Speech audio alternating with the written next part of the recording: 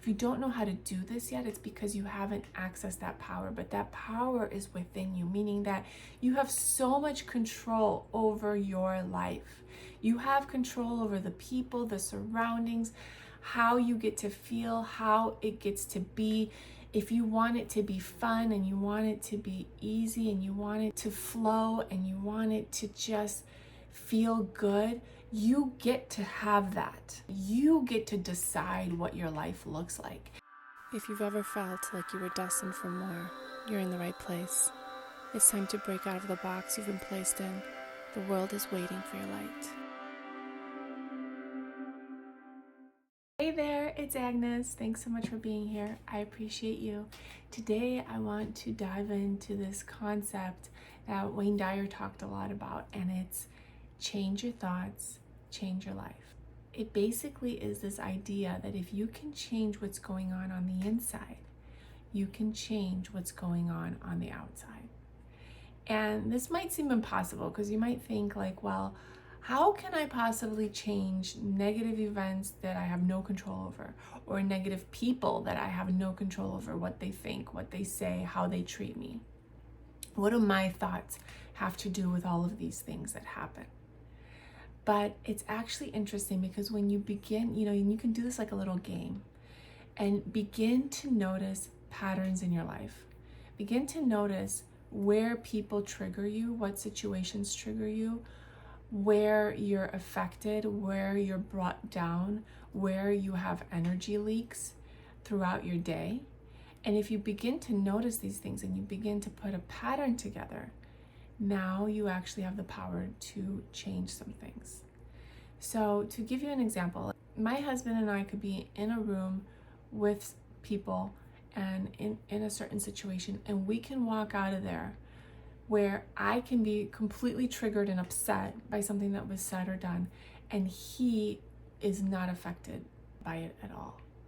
And why is that? It's because of those triggers that I hold, traumas, different things that have happened in the past that I haven't healed, that I haven't accepted, that I haven't let go. And I carry those things into certain situations, into all situations in my life. And then it's reflected back to me by the people and events that are happening. And I'm triggered, and then I'm upset. He doesn't have that reflection because he doesn't hold those same issues. And so it's not reflected to him. And so he walks out of there unaffected, right? And so everywhere that you go, you take yourself with you.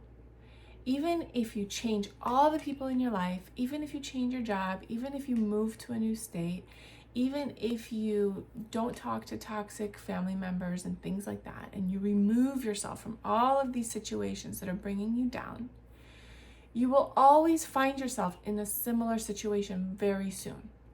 It's like you'll just meet a new person that is just so similar to the last person that upset you. And you will continue to do this, and that's why I say look for patterns, because you will continue to do this over and over until you heal those parts of you.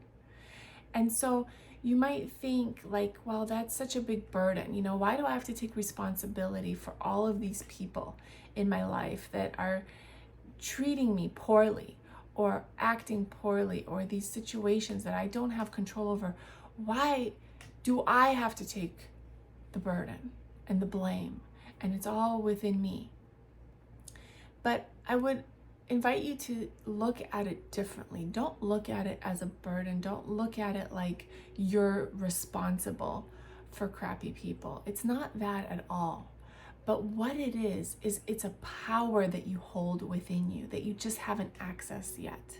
If you don't know how to do this yet, it's because you haven't accessed that power. But that power is within you, meaning that you have so much control over your life. You have control over the people, the surroundings, how you get to feel, how it gets to be. If you want it to be fun and you want it to be easy and you want it to flow and you want it to just feel good, you get to have that. That's the power that you hold, is that you get to decide what your life looks like. And it's all with your expectation and your belief that you can, and the courage and the confidence that you have to dig up within you to get there. But it's all there. It's all there just waiting for you to tap in. One technique that I do a lot is the Ho'oponopono prayer. Now you can research this. It's a very interesting backstory if you've never heard it.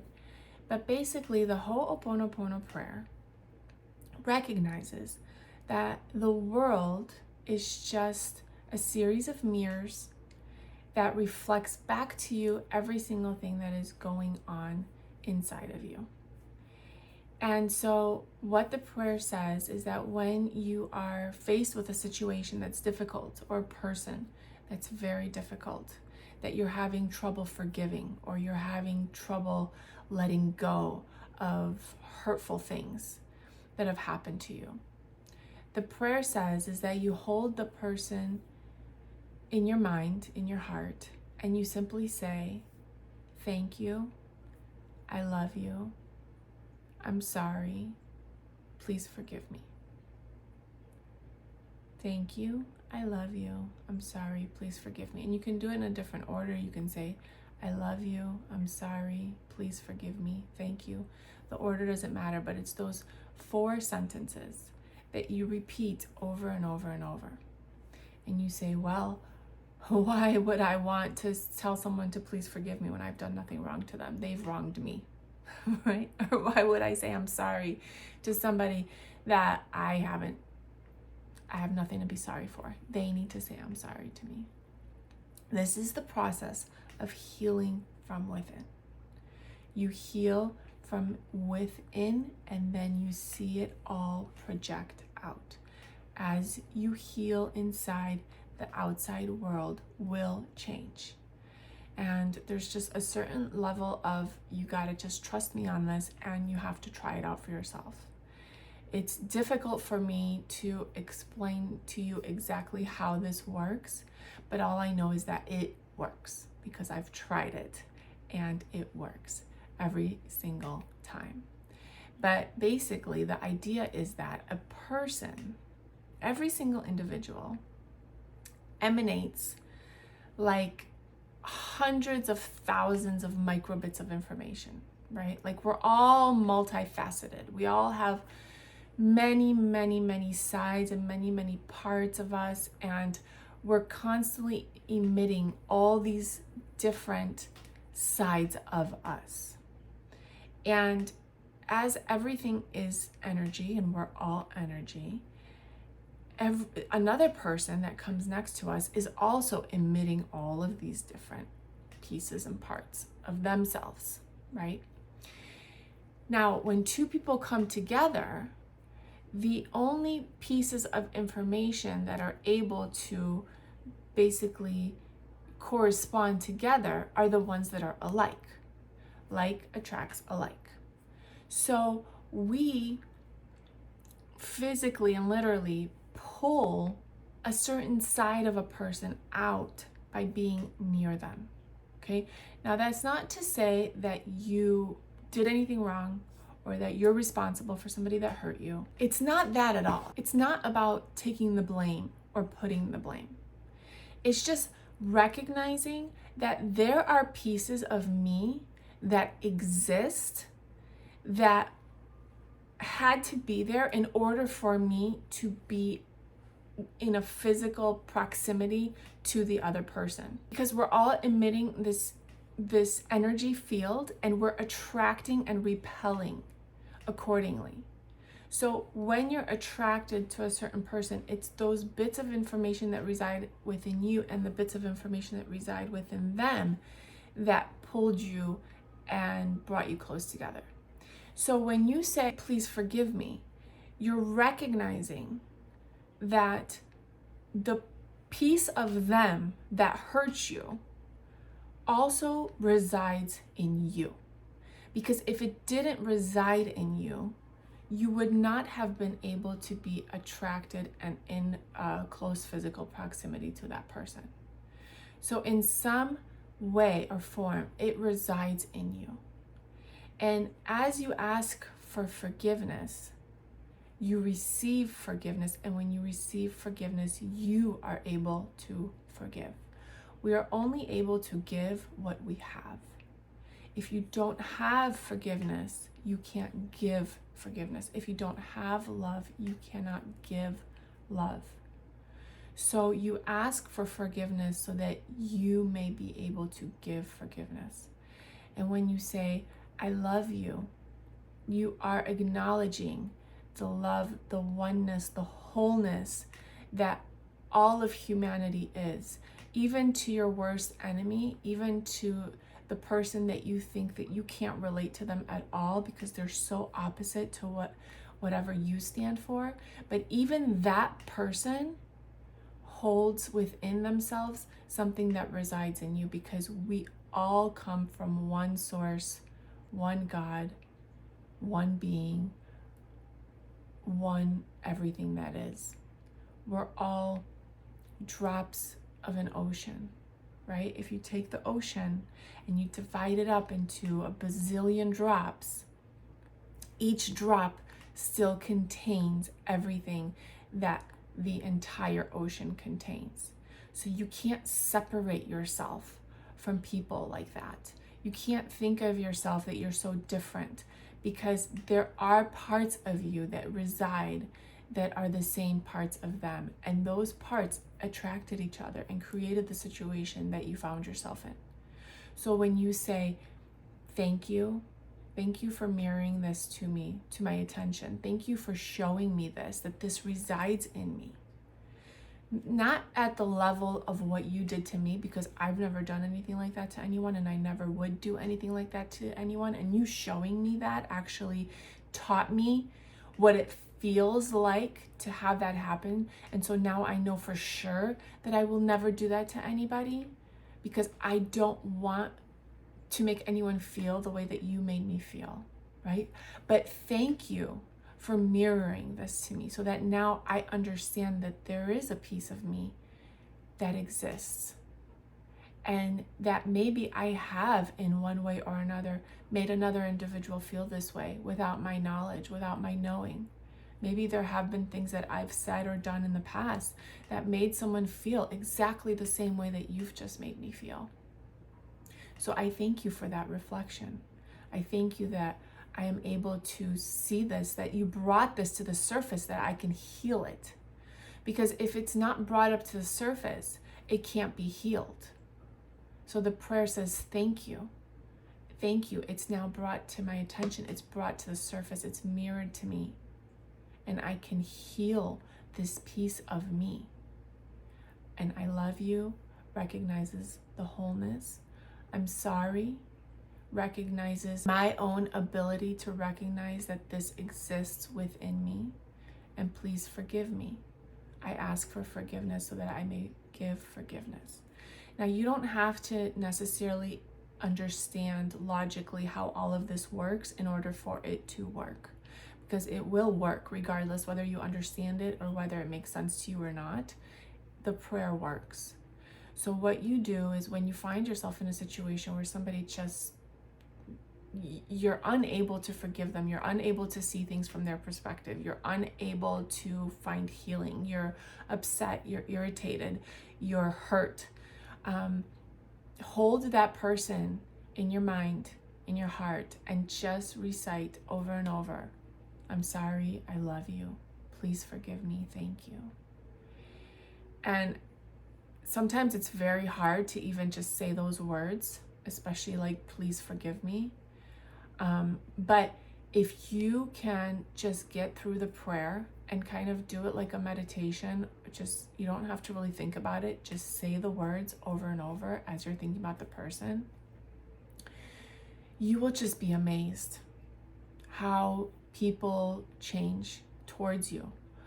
And one of two things are going to happen. Either they're going to completely change their behavior towards you, or they're going to just slip away on the wayside, and you're just going to gradually lose contact with them. You're not going to have like a big fight or a falling out or anything, It's just going to be like a gradual, you're going to go your own separate ways. And another way that I can describe this phenomenon to you and how we pull bits of information out of people is, if you're a parent, and if you've ever been to like parent teacher conference, like this has happened to me. My son was small. He was like a kindergartner, right? And at home, he's acting this rambunctious certain way. He's acting towards his brother a certain way. He's not necessarily kind to his brother. He's not necessarily, doesn't share, doesn't do all these things, right? And then I go to the parent teacher conference and the teacher says, he is such a model student. He is so kind. He is such a mentor to all the other kids. He helps kids when they're having trouble figuring out an assignment. He's always helpful. He's always cleaning up. He's always kind. He's always sweet. And we're like, my son? This is my son you're talking about. And it's just, it illustrates how differently a person acts in a different environment where maybe the expectation has changed. When we are with somebody all the time and we have a past and we have history, and we tend to create an expectation that they're always going to act a certain way just because that's the way they've always acted. And so we approach them with that expectation, and they come to us feeling that expectation that we have of them, and then they act accordingly. So this is all energy, but this is all invisible, but this is all happening all the time. We're constantly pulling out of one another these attributes, these traits, unknowingly, simply with our expectations of the other person, and also past hurts and things that we hold on to and things that we don't release, that we haven't accepted, that just kind of sit there and they build up over the years. And I always say, like, once a person has wronged you, once they've gotten under your skin, any little thing that they do is gonna set you off. And that's just the way that it is. I mean, look at your own life. Like, you can take your best girlfriend, right? And she could not respond to your text or forget to RSVP to your birthday party or something, and you'll call her out on it and you'll be like, hey, hello, did you forget you were supposed to respond to me? Did you forget that I'm alive? Hello? Whatever. You'll make a joke out of it. But if it's somebody in your family that you've been having tension with, that you're not getting along with, and they do that same exact thing, they don't RSVP, or they forget to return a call or something, you are creating a story in your mind. She always does this. She's so rude. She's so inconsiderate. I can't believe she wouldn't at least send me a quick text. She's just selfish, and on and on. And it just adds fuel to that fire that's been brewing there for years and years. And there really is nothing that person can do that will make you think that they're okay. Because in your mind, they're already like just on your bad side. And that's how it works. It's that expectation that you have of them that you're literally pulling that out of them. Like the interesting thing is, like, if she forgot to text you back, it's almost like, why did she forget to text me back?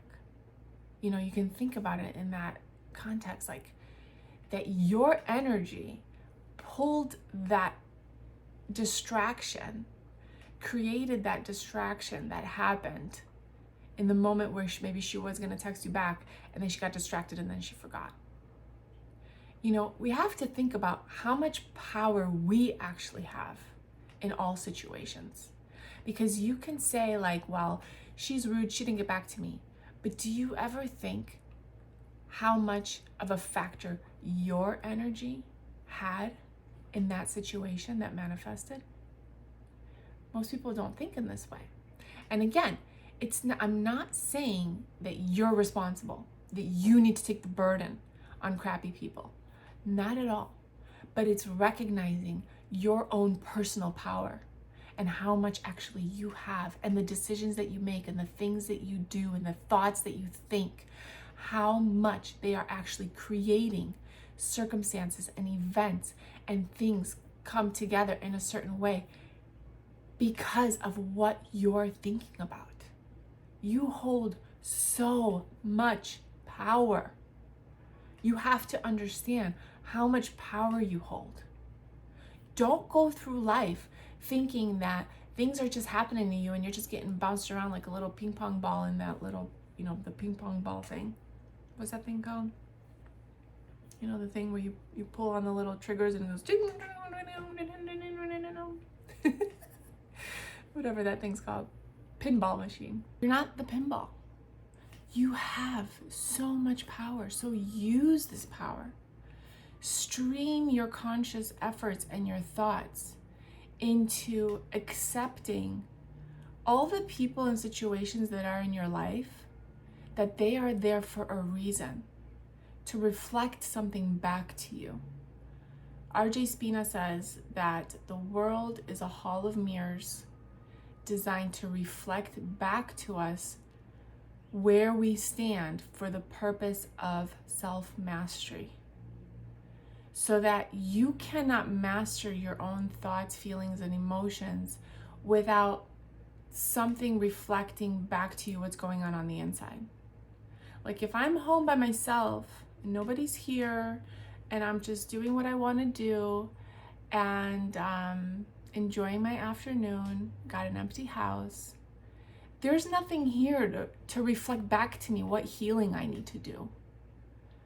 But if my husband's home and my kids are home and the dog's annoying and the neighbors are doing stuff, now there's triggers happening. Now there's things happening where I might react in a negative way, or I might get upset, or I might feel hurt.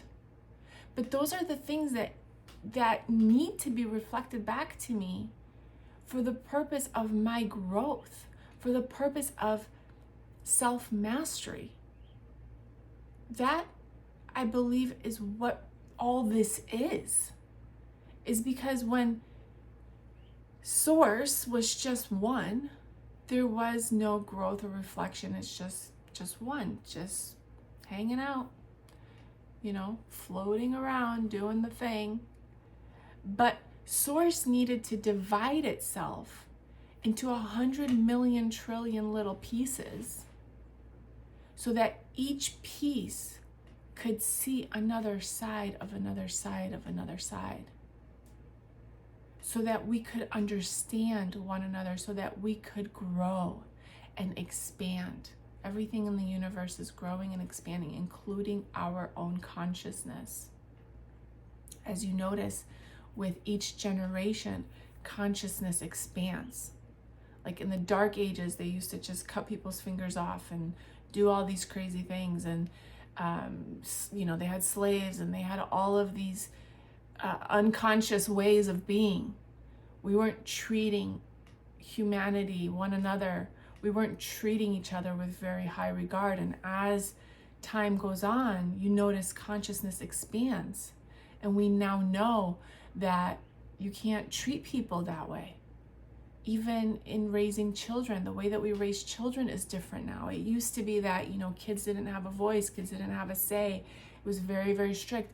Now we're beginning to understand that children have a consciousness of their own, and they actually deserve to be heard, and they deserve to be, not just put down just because they're little, because just because a child is small doesn't mean that his wants and desires are any less. And as parents, we're beginning to understand this. You see fathers taking a much larger role in the home, whereas before, dads didn't really pay attention to the family unit, right? The mom did all that, and the dad just did his own thing, working outside of the home or whatever else, but the dad was not expected to be really a nurturer. Whereas now you see that dads are nurturing, dads are really involved in the kids' lives and in the home and doing all these things. And you see this across the board everywhere. So this is how our consciousness is expanding. we're growing, we're becoming closer and closer to that awareness that we're all one, that we have to treat each other in a certain way, that we have to treat each other with love, that we have to forgive one another, and forgiving ourselves is where it begins. If you can't forgive yourself, you can't forgive anybody. If you don't hold love for yourself, you don't hold love for anybody. It's very, very easy to look at a person that is evil or rude or a murderer or something and say, I don't hold any love or compassion for that person. But when you actually are able to identify that, the fact that you're even able to see that person, the fact that you're able to even understand what they did, means that at some level it sits in you. And you have to forgive that part of you so that you can forgive them, so that they can forgive you. And that's where healing begins. So I invite you to try this prayer. Try the Ho'oponopono prayer. The next time someone just makes you mad, just pray on it. I love you. I'm sorry. Please forgive me. Thank you. This also works when you're about to be put in a situation with people that you don't usually get along with. Do it ahead of time. Do it while you're with them. And just notice how things change. I mean, it's almost magic. I say this every time, but it's almost magic. Because things that you thought that could never be different, because they've always been that way and they just seem so set in that's just the way that it's always been, all of a sudden things begin to mold and change. And it's all because you recognized it within yourself and you were willing to do the work. Create an expectation that your world will change just as soon as you start doing this work. And then do it and try it and see. And of course, comment below if you've tried this, how it works. Does this bring up a memory for you? Does this resonate for you? Do you have an idea for a topic for a video? Please, please, please comment. I would love to hear from you. And we'll see you in the next one. Bye-bye.